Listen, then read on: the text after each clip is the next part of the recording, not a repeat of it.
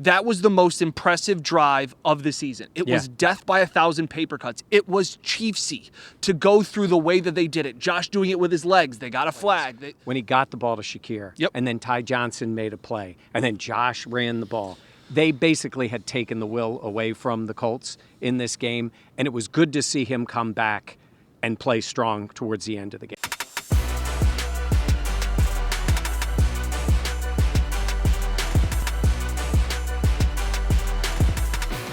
This is the Buffalo Plus Podcast, brought to you by Connors and Ferris. Hey everybody, welcome back to the Buffalo Plus YouTube channel, presented by Connors and Ferris. Mike Catalana, along with Dan Fates. Please make sure to like, comment, and subscribe to the channel. We always appreciate it. 34,000 strong, and we met a lot of you guys Yes. this weekend in Indy. We will get to that at the end. You know, I said I was going to start with Josh Allen, and we will.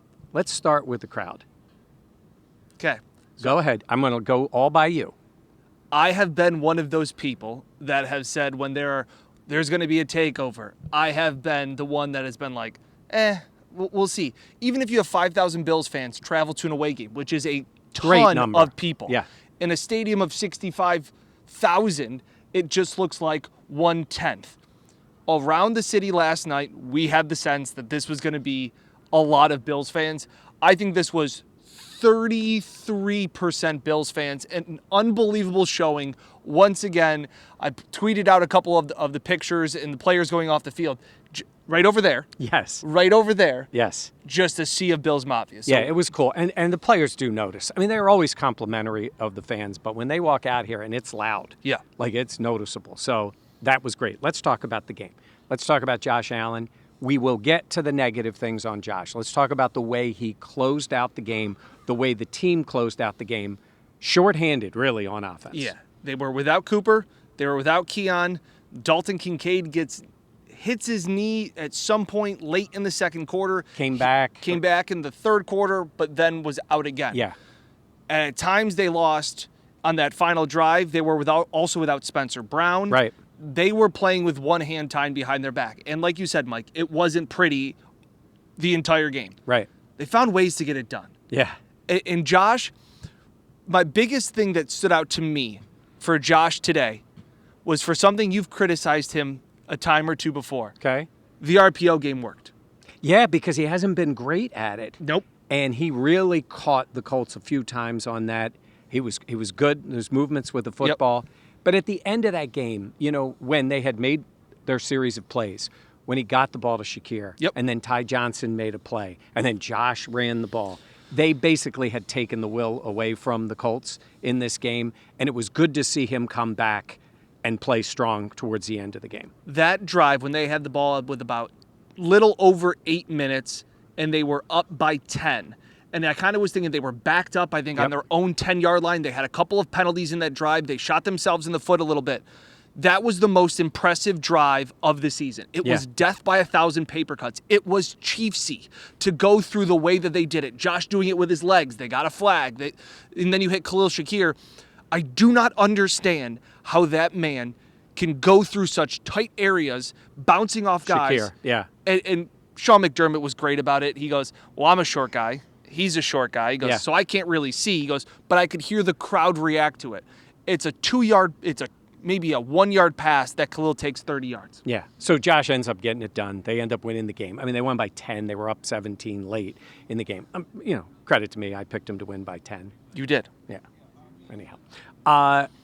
Let's talk about the mistakes that he made. I thought he looked off. Like his biorhythms were off. Like he just didn't have that normal Josh swagger. Something was missing, and I think some of it was he had Shakir, but he didn't have the other guys. The offense was a little bit different. They actually were running it pretty effectively. Yeah. But when they tried to throw, he had a couple of bad picks in this one. Bad picks, and even his incompletions were just off. Like you said, the rhythm wasn't there. I made the comparison about a pitcher. That's just one of those games when you just don't have your fastball. And you're trying to find it. He found it on a couple ones. It was back-to-back throws late in the second quarter. I know you tweeted about it. It was to Khalil Shakir for a first down, and then it was to Mac Hollins, or it was Mac and then Dawson. Dawson. Yes. Those were two beautiful throws. First of all, Mac Hollins. 5 players to watch. You pushed Mac Hollins. You said his Credit to me. before the game. We did that video that hopefully a lot of you saw. Right away, you said Mac Hollins. That dude stepped up. And in fact, here's Dawson Knox talking about Mac Hollins and what it means to do the things he does and then get his chance to shine. Yeah, that dude works so hard. He knows his plays. He's in the right place at the right time. Freak athlete. He's been putting in the time, putting in the work since he got here in April, for when OTAs first started. But he's a heck of a player. He has the right energy. And seeing him make plays like that just fires everybody up. Yeah, Mac Hollins is what they were hoping Gabe Davis was going to be. Maybe Gabe was better in that role where you're not counted on as that guy. Sure. Mac was tough. He went over the middle, made big plays for them. That drive really woke this offense up. Yeah. And he made big plays on it. When you think about who brings juice on defense and Jordan Phillips back pumping up the crowd, Mac is a big driving force. Oh, yeah. Of that offense with all of his antics and his energy. It was big. And again, when you see somebody that is primarily for his career a special teamer, to then get the shot when your opportunity, when you got guys falling down and are all around you going out, it's big for Mac to come through when your number is called upon. And I also said in that video, he's pretty good at drawing penalties, and he drew another one today. Yeah, and he's big, he is strong, and he is fast enough. Yeah. He runs good routes. He can separate. Yeah, he does. And Josh trusts him. Yep. And threw him the ball. So big shout out to Mac Hollins. I thought he was, honestly, I think you could certainly make the case he was the offensive player of the game. Yes, I agree. Yeah, because he made big plays for him. And then on that play late in the first half, the Bills get the ball back. It's 3rd down. Josh is scrambling, throws one up, nearly scrapes the ceiling. And it's Mac, not only with the way to make the catch, the sliding catch, the awareness to get up and get out of bounds. Great. That, to me, was next level. Veteran player, knowing what to do in those situations. That was huge. And then Bass with the kick. Yeah. And speaking of a guy who stepped up, because Kincaid got knocked out, I thought Dawson Knox's catch was outstanding. Unbelievable. I thought the throw, it was 31 yards down the field, so not like a massive bomb. That was about as good of a deep ball throw from Josh as you're going to see. That was well placed. He gave it some air, and Knox went over his head, and actually that catch was made right there.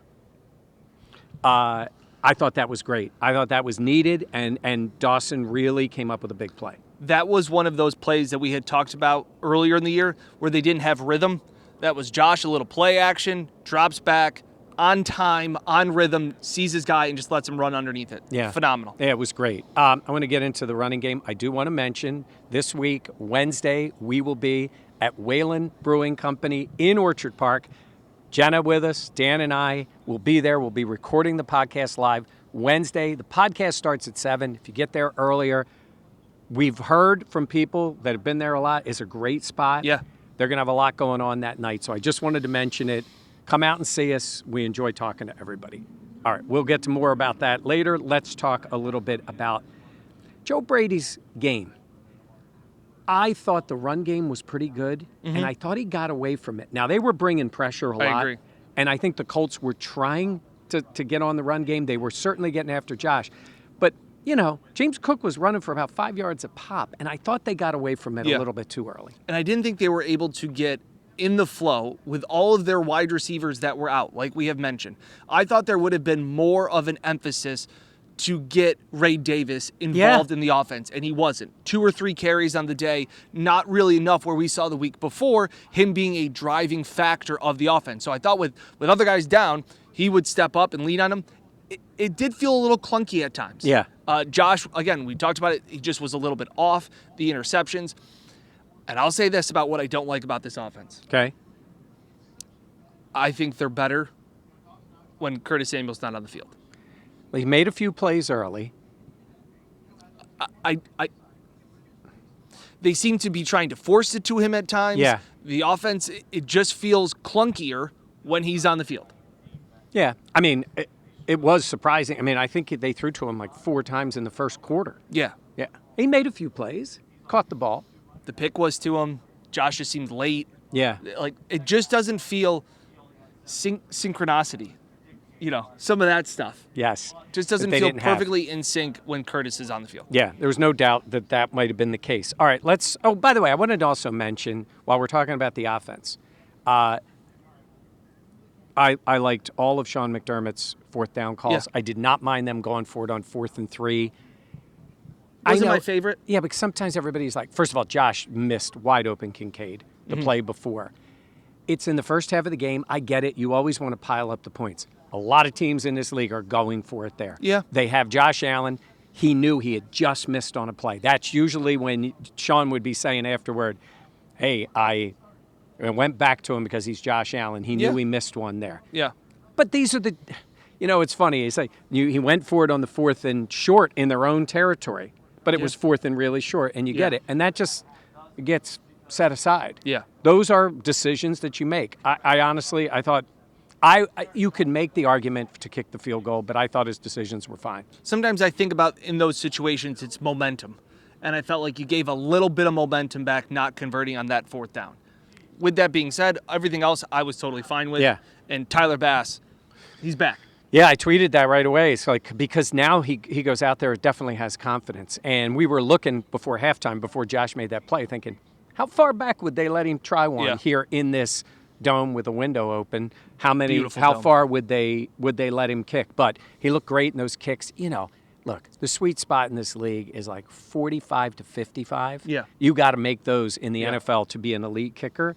And he's booming the ball. So that was a big plus today, too. I do give credit to Joe Brady, and whether it was more Josh or Joe in that case, we talked about all these things about the offense. Some things were off. And Josh went back to using his legs more. He did. And that was cool. Again, to see that long third down run that he had that got the first down on that long 12-play, 86-yard drive that took up nearly 7 minutes, Josh using his legs a bunch in that spot.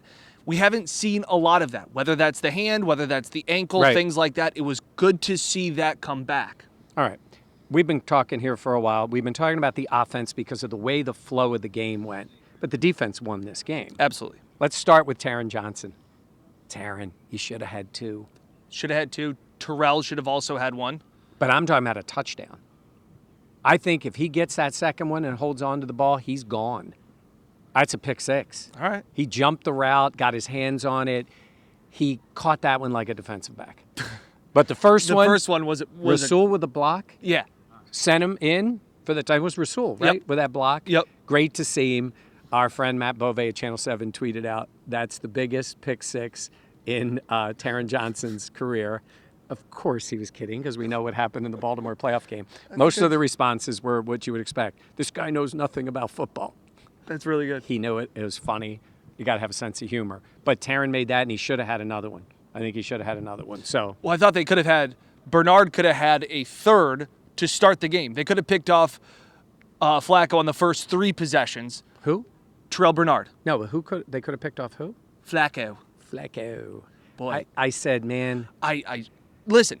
He threw some pretty balls. He still has it when when everything is perfect around Joe Flacco. He is a perfectly fine quarterback. How often is it perfect around you? He has no pocket sense anymore. None. I mean, it was funny. I'm on the field scrolling through, and I'm starting to say, "Wow, Joe's starting to spin it." Like they're starting to get to that rhythm early in the third quarter, and everybody is tweeting, we can't get any pressure on Flacco. We can't get any pressure on Flacco. As I'm about to tweet something like the Bills got to find some pressure, Greg Rousseau. Yeah, and listen, Rousseau got the sack. I wasn't sure about this. We were asking upstairs. When you knock the ball out of the guy's hand, it's a strip sack. It's a strip sack because you end the play. Correct. You end the play for that player. So you get credit for a sack. Credit to him. He's moving up. But I thought his run play, he was not the problem in the run defense early. Nope. Greg Rousseau plays some run defense. Yeah, he does. If they could get that on the other side, Pay him. I think they're going to end up paying him. Pay him. They already got the 5th-year option on him, and that's going into it. But I think that would be the time to say, we're going to re-up this guy.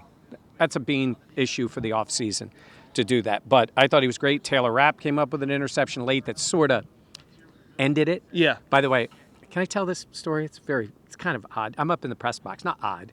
And the Bills had just scored, I think it was, and then Colts got the ball, and I had to stop the men's room. I go in the men's room. As I'm walking out, Joe Brady is walking in because the coach's booth was right there. Hey, coach. He runs in. 20 seconds later, it's a turnover. That's amazing. I'm like, well, you got to make it quick, Joe. It just was a funny moment because I'm like, oh, yeah, well. You're sitting there watching the game and it'd be like, you're involved in this. Well, in that moment, I thought, oh, he's got to pick his spots to leave. Yeah. We just scored. I'm going to go. And then the that next was thing after you know, the long drive. Yeah. So he was holding it in. Anyhow, This is the reason that you come to Buffalo Plus for this content. Who else? Next level. Who I else guess is giving that would fit as bathroom humor, but Yes. not really. I mean, Yes. it was just more odd setting. But anyhow, that was good. So I thought we talked about how good Taron has been. We talked at length about that. To set the tone on that play, I thought the Colts would come out and run the ball more. They didn't. They got it to more in the second quarter. When he had the 59-yarder. Yeah, Jonathan Taylor ran for over 100 yards or something like that in the first half. Yes. Made adjustments, only had 7 rushing yards in the second half of this game. But I'm going to give credit to somebody that we have been critical on and fairly been critical. Von Miller played a hell of a game. He had one tackle from behind the line of scrimmage, set the edge a little bit. But he also, it's not just sacks. Yeah. It's the way that he was affecting it. I thought he was also pretty good in the run game, blowing up a third down and short so that Greg could get the tackle. But I thought, was having an impact on this game. And early on, it was just third downs. Yeah. That was all that he was doing. He was like the third down mercenary. And then all of a sudden, he comes in earlier in the plays, and I thought he really had a nice impact. Yeah, I also wanted to point out, and I think I have this right, Dorian Williams chasing down Taylor on that long run, because that would have been, or a good chance to be a touchdown, and they ended up keeping him out of the end zone on that after the 59-yarder. You love seeing that kind of effort because that was a long way down the field. But it went from we can't do anything with this guy to they shut him down. So that was a very positive sign in the second half. Half adjustments. They did. And also Quentin Jefferson coming up with a big play. Great defense on the back end. Yeah. That was a coverage sack that Quentin Jefferson gets the credit for, but a fourth down play was just phenomenal coverage. Flacco had nowhere to go, and then he's got Quentin Jefferson in his face. Okay, so we mentioned Bass, and he seems to have his act together. He's booming the ball. Sam Martin, elite punt. That was maybe his best of the year. Yes. Spun it down here to the, 3-yard line? Right over there. Not thrilled with Codrington's decisions. Nope. And then he gives the ball up. God bless Alec Anderson for coming up with that football. How did Alec Anderson find that football? It was the strangest thing, too, because they kept peeling people off. You kept waiting for them to point that it was Colts ball. It just felt like that. But once they ruled that it was the Bills' ball, and so that it couldn't change. The Colts then were running, saying they had the ball. That couldn't change. There was no way replay was going to show anything. Correct. I think he sort of had it initially, but you had to be tough, and he was fired up. Former Colt, right? Alec Anderson? I'm not sure.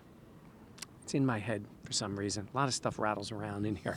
But anyhow, that was a big play. Massive. They had just given up points. Yep. And they kick off, and they would have been given the ball up. Yeah. Instead, somehow they ended up with a 7-point lead at halftime. Yeah, and your point with Codrington, returning the opening kickoff that was 5 yards deep in the end zone, only getting it to the 22-yard line. I'd like to think that was a game plan of, hey, this opening kickoff, we're going to return it no matter what. Yeah. We think we like what we see here on film, just wasn't able to find it. Now, you got to hold on to the football, though. It was a Peanut Tillman kind of knocked the ball out. Yep. Come on, you're a returner.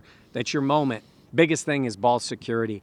And he's a young player, Yep. But you got to do a better job than that, if that was the case. Anything else? No, I was just going to say in terms of finding ways to win, other teams find a way to win. You saw how the Chiefs won, block a field goal at the end of the game. Hey, that's somebody making a play. Their record is perfect. They're not perfect. They're still going to be getting guys back, too. This game is going to be a lot of fun on Sunday. Yes. I mean, they are a team that legitimately, looking at their schedule, could go 17-0. I looked at their schedule. It's like they found a way to win today. Like they are doing. They Yeah. could. And there's a team in Orchard Park going to be looking to stop it. I think it's going to be a blast. I think it's going to be great. I think it's going to be fun. No matter the outcome, there's a very good chance those two teams will meet again. Yes. In January. So let's see what it is. But I mean, I'm excited about this one. I am too.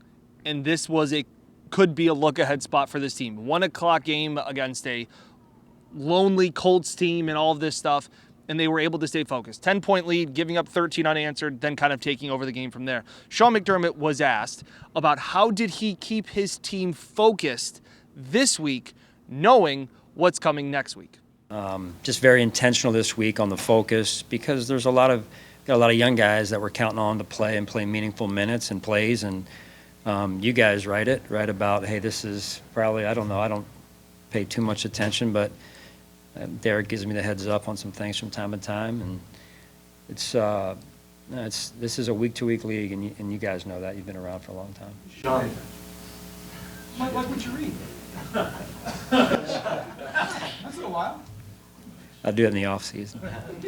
He may not read a lot of stuff. Yeah. I'd like to think he watches some Buffalo Plus. He's a subscriber. I know he yeah. is. I know he's a subscriber. We know so- Bean is. Yes. Right. Guest. Yes. You know, guest of the pod. Yeah. We can't say friend because we cover him. He's a guest of the pod. Golf partner of the pod, too. It really is the case. And so's Sean. So, yeah, I guess that's the case. This ended up being great. Let's talk. First of all, I need a restaurant review.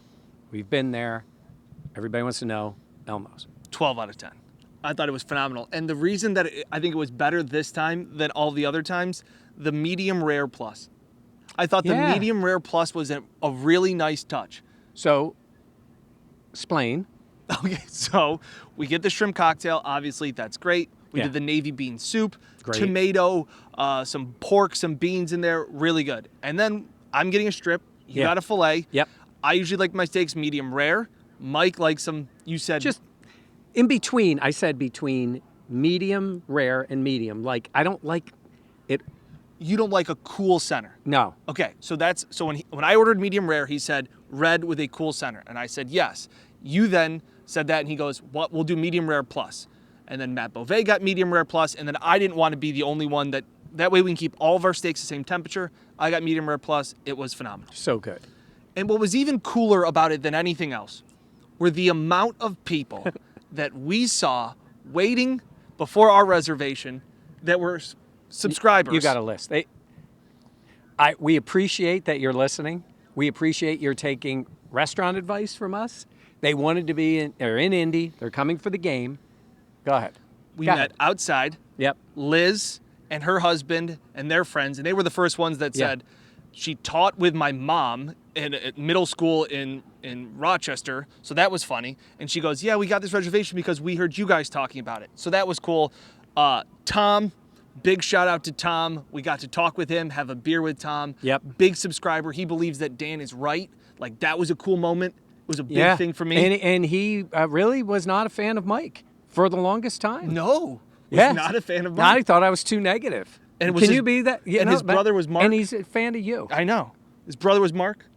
I'm talking about Tom. pre-dinner. Yes. Yes. Well, his brother is Pat. Pat. Okay. Yes. I also have written down Mark, Adam, and Todd.